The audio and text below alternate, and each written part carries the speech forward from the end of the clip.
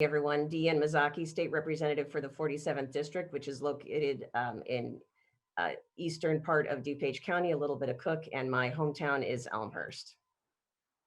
During the Friday News Hour graveyard, our governor unilaterally decided to criminalize some businesses, the people who work there. And he did it not with their consent, not with a new law, and not even with a court order, but just because that's what he wants and he says so.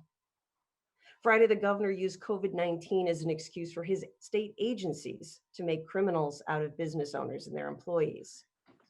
But he's also used COVID-19 as an excuse for why we need to release from prison people who have done things like sexually assault 9-year-olds. Is this really where Illinois' priorities are supposed to be? The message is growing louder and louder, certainly in my district, that we the people did not consent to this governor's heavy-handed approach. We the people have a way to figure out if we need a new criminal law in Illinois. You don't use regulatory tricks. You don't do it under cover of darkness. You do it transparently. You ask the General Assembly and they vote. The governor keeps saying that all of these decisions are being driven by science and data. But his shutdown approach has now made Illinois an extreme outlier relative to all the other states. Why? What data does he have that they don't? And why isn't he sharing it if it exists?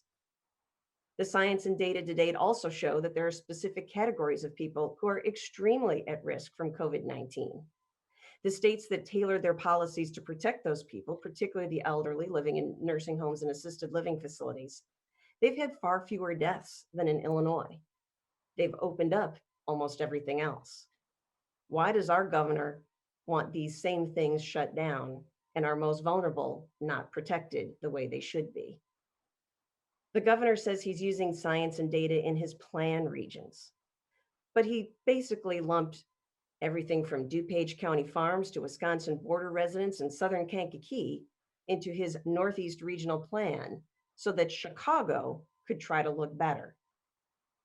But when some remdesivir came in, did we see equal treatment and equal distribution throughout the region?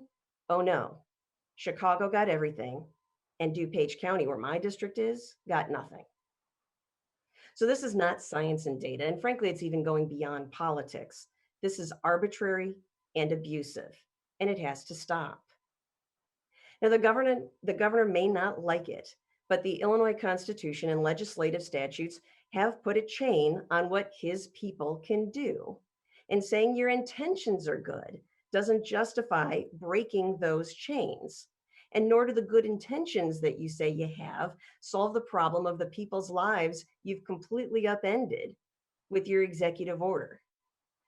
So people have been extraordinarily good neighbors in my district, but they know that there's something just not right about this process anymore. They see the governor's got ever-changing plans. They see a lack of basic common sense, and they have doctors they want to see and families they want to feed and lives that they want to live. And they are refusing to comply because what the governor is doing doesn't work for them. And he hasn't worked with them to get them to a good place. He hasn't worked with the General Assembly to get Illinois to a good place either. Instead, the governor's come up with yet another way to deny people their rights. He's letting the Democrat majority avoid legislative accountability. He wants to use state agencies as his heavyweights. He's threatening sheriffs that they'll lose their state funding if they don't carry out his orders. Who voted to weaponize business licenses and utility hookups against small businesses because they're not on board with government by I said so? We didn't. Who voted to deny our county sheriffs funding because they disagree that the governor has the power that he claims? Not us. And now we've got sheriffs in open revolt. This is the problem when you have a corrupt political machine here in Illinois. You've got too many people in power who are used to getting their way because they said so. But there's more of us who are outside this machine than in. And they are reaching out to me every day saying, we did not consent to this and something has to change. You know, for weeks, we've been telling the Democrats, call the General Assembly back into session. Let's work out where we go from here. Our residents deserve due process, they deserve accountability, and they deserve some compensation for what has happened to them. Now, during the governor's press conference yesterday, he dismissed the idea that the legislature needs to weigh in on his new proclaimed emergency powers and said that the existing legislation is good enough. That is clearly not the case. And the governor's continued insistence on going it alone and dictating far reaching, life changing rules like these, they've gone beyond offensive to running pretty close to being an offense in and of themselves. Now, the General Assembly Democrats need to send a message to the governor that he does not have unlimited rubber stamp approval. He does not have perpetual, permanent pandemic power. Circumventing the legislative process and throwing due process out the window is why the governor is already facing multiple lawsuits. He thinks he has a budget nightmare now. Wait until the takings lawsuits and other things start kicking in. So as of today, the governor doesn't have, and apparently can't yet, or maybe even just won't, seek a legislative majority to vote for his plan. And that's why we've seen the governor now start to abuse the JCAR process. He's trying to make new criminal law and then daring the JCAR overseers to stop him. The people of Illinois have to stand up for their rights. The General Assembly should have the right to vote on the governor's plan.